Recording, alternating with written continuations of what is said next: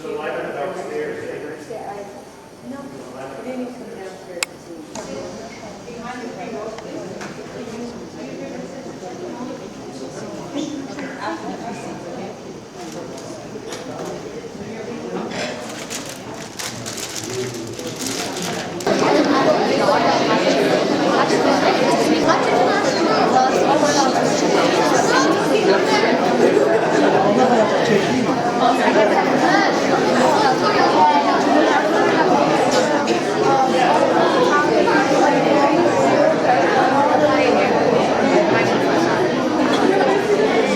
Good evening, ladies and gentlemen.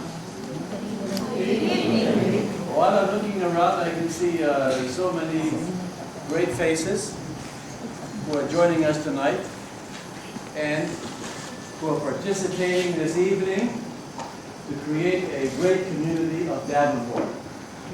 As you know, Davenport runs from Eglinton Avenue to the north all the way down to King Street. It's a vast community, and many of us, including residents organizations and business organizations, do not even know each other. What a great chance then this year to invite those organizations who are creating a community for us. Why do I say this is important? Because in this new world of interdependence, this new world where Kenya in Africa and Cantonese-speaking people in China, and those from Europe, and even as far as South America, come to Canada, we have to create out of all those great backgrounds and communities and histories, we have to create a living and thriving community. What a challenge. What a challenge that all of us have one thing in common, namely that we're all proud Canadians. Is that true? Yeah. Proud Canadians.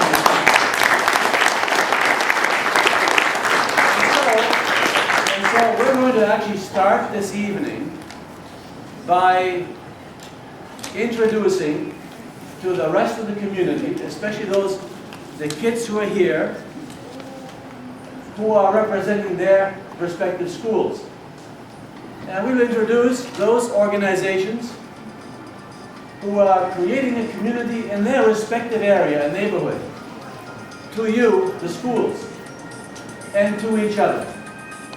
Last year what we did, we had the presidents of the school councils here, but it was basically more of a school organization to make a neighborhood strong, for their contribution to create a living quality of life in their area. We cannot thank you enough. We will never be able to repay you. Not to simply say like many others, leave me alone, I want to live just my life, and don't bother me. I don't even know many of them, because we're so scattered in our area between Eglinton and King Street. And so I have the pleasure this evening to introduce to you those people who are presidents, who are chairmen or chairwomen, or those who are very active in their community to make for us a better life. I have the pleasure, and we will make the presentations now. Now don't be jealous, because we thought not only to give them a nice looking plaque. I wish I could give each one of you $1,000. But $1,000 times, kids, you can help me out, $1,000 times 18 is how much? $18,000. Now, even though we got a raise just now, that would just about cover it. So all those in favor of me giving that money to them, because I'm speaking highly of them, right? Raise your hand of those who are in favor of paying each one of them $1,000. That's one number. Okay. Well, that's not the majority. Okay, I'm sorry. But in all honesty, what I try to do in this book, and it's now been out since 1990, the first edition, is now the fourth edition. What I try to accomplish by writing this book, with some researchers who helped me, is to get a sense of Toronto, that we're all together in the same boat. And what happens to one community, although they may be interspersed, they may be in Scarborough and Etobicoke or in other places, they may be even in one spot.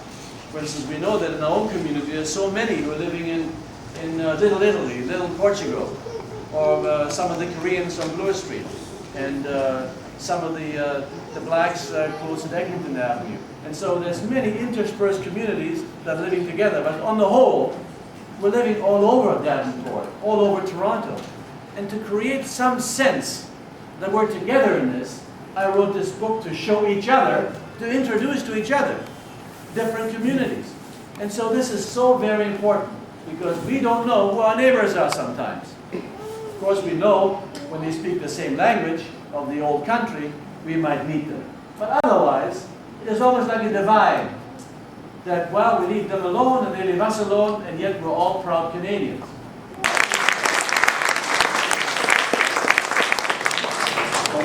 Jack, congratulations on receiving the award.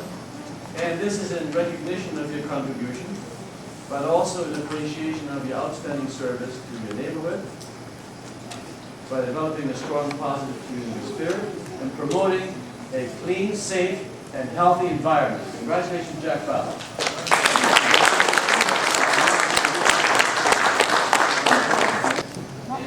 I'm going to read this out also for receiving the Davenport Good Citizenship Award. And you are promoting the goals of the Rollinson Ratepayers Association, which is to raise the quality of life. Congratulations, David Keith. I was remembering when I was in grade 7 and 8 and I came here for the first time, and I was so excited by being in the halls here. And I was thinking that it was, in a way, a tiny beginning for me, really getting excited about the communities that I was living in. And I want to say to all of you guys who are starting today, don't be afraid, and don't be afraid to make mistakes. Because from every mistake you ever make, you'll learn. And all those learnings that you have will give you a sense of understanding about the people that you live with and the people that you work with, and you'll be able to do a better job, and you'll be more compassionate, be able to help people when you grow up. So anyway, be fearless and have fun, and congratulations to all of you.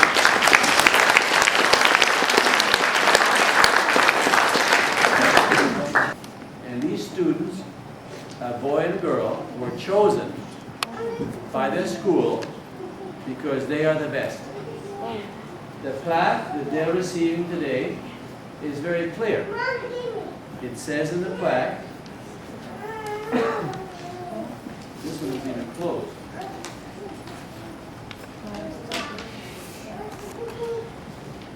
That this junior award is in recognition of the virtues of kindness for other people's feelings, being helpful towards younger children, and being helpful towards the elderly. We appreciate how you have conducted yourself in a responsible fashion towards your principal, your vice principal, your teachers, your parents, and amongst yourself, that is, as your peers. That's why we're giving you these awards, because you have become an example for other children to emulate. Emulate simply meaning that they should follow what you do. So upon your shoulders is a big responsibility, each one of you. A big responsibility. You've been centered out. You've been invited here. And we're giving you an honor today. And we're giving you more than an honor. We're giving you heads up for the future. You will always, for the rest of your life, you will always be able to refer to this award in your junior years. And that's why I say to you, whatever you do, you've already proven yourself. So whatever you do, remember, you're receiving an award for not just being the best and the brightest, but you're also receiving the award because of the help and the commitment you've made towards other children in the school. So they will be looking at you from now on with different eyes as well. They'll be saying, oh, there is some leadership. This is the kind of example that I'm expecting you to set for the rest of the class. This is not an easy task. It involves a greater responsibility on your part. It won't be easy for you. But I want you to know that your teachers and your parents and I and your neighborhood, we are proud of what you've accomplished so far. And I know that when you receive this award, you will even take greater care to become a better citizen. What does that mean to be a better citizen? We're talking about a civic culture. That's what we adults talk about. We're talking about a cleaner environment. That means we pick up our own garbage when we leave. I sometimes pick garbage up when I cross the street and I see a beer bottle there, knowing that it may bust and the car will be having a bad tire. Or I pick up some other things that I think, and people say, well, there's the MPP. You shouldn't be doing that. And of course, as you know, there are some cultures who say, well, if you're an important person, you don't pick up garbage. But that's not what we do here when we're thinking about a cleaner environment. We pick up after ourselves, and we even help others to remind them that they too should pick up after themselves. We pick up our own garbage, and we might even go as far as picking up other people's garbage behind them and trying to remind them. So, nobody is too good to pick up some garbage or to pick up other things that make the community more beautiful. The little priests with their robes, they were sitting in front because they are saints. But to the side of this tent were some big elephants. Now we all know what an elephant looks like, right? Well, give me one quality of an elephant. Big ears. Big ears. Bigger than mine and yours? Bigger, right. What else? What else does an elephant look like? A trunk in the back. And from Yorkland School is none other than Cherry Ching Man Luke. Congratulations, Luke.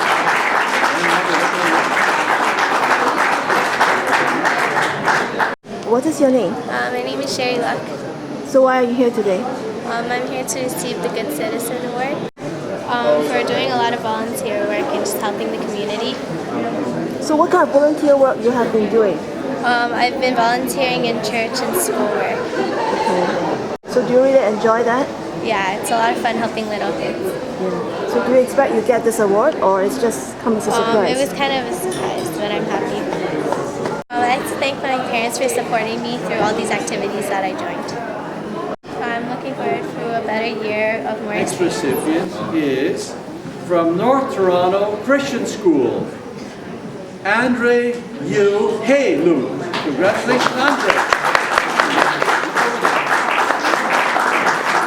What is your name? My name is Andre Luck. And why are you here today? To get the Good Citizen Award for juniors. So how do you get this award? Be the best in your school and be the best that you can. So getting this award, who do you want to say thank you to? I want to thank my parents And treating me like this and so I get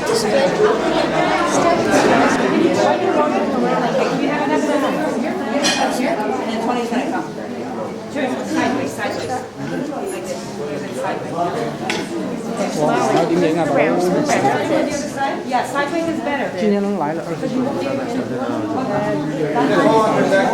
Everybody, put your certificate behind you, because when they take...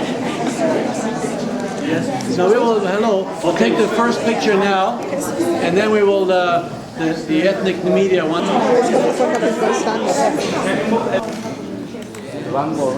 Smile, guys. Everybody smile, please. Come on now. Big smile. Everybody, make a smile.